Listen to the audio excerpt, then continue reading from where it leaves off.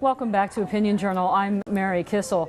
Jean Ziegler, who's an advisor to the UN Human Rights Council, was recently re-elected to that position.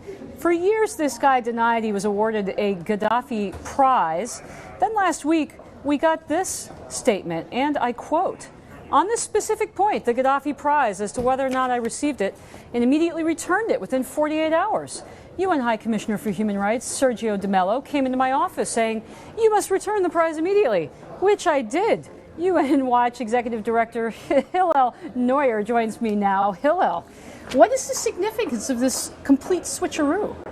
Well, Jean Ziegler is a human rights imposter, and in many ways he represents the distinct political culture, the debased values of the UN Human Rights Council. You know, it was 11 years ago this week where Jean Ziegler participated in a literary conference in Tripoli, Libya, extolling the literary style of Muammar Gaddafi, and following that conference, he then attended the ceremony on 29 September 2002, where he won the Gadhafi Prize in the same year as a convicted French Holocaust denier won the prize. And of course, this is a prize that Jean Ziegler announced to the world in 1989. He, in fact, was a co-creator of this prize. Co-creator of this prize Yeah. is an admirer of one of the most depraved dictators in the world. How does he get re-elected to an advisory body for, of all things, the UN Human Rights Council? Well, you know, it's interesting to think where we began. Just last night, our organization marked 20 years. We had our anniversary in Roosevelt House, where Eleanor Roosevelt and her husband FDR lived. And, you know, Eleanor Roosevelt was the founding chair of the Human Rights Commission, one of the great humanitarians of the age.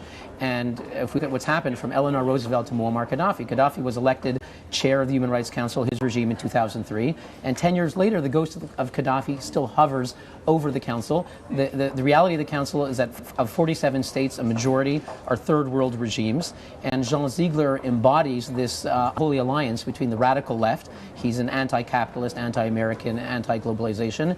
The marriage between the anti-Western left and the anti-Western dictatorship. So they agree on a lot. And so he was easily elected. And the sad thing is that Switzerland nominated him. And worse than the fact that dictatorships dominate the UN, that we know.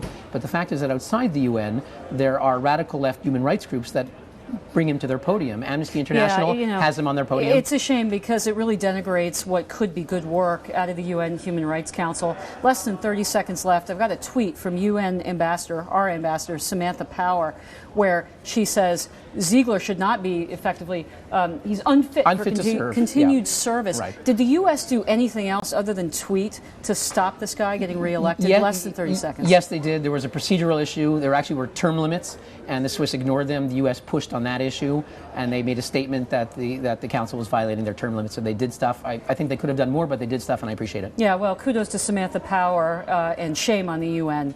UN Watch Executive Director Hillel Neuer, thank you so much for being on. My pleasure.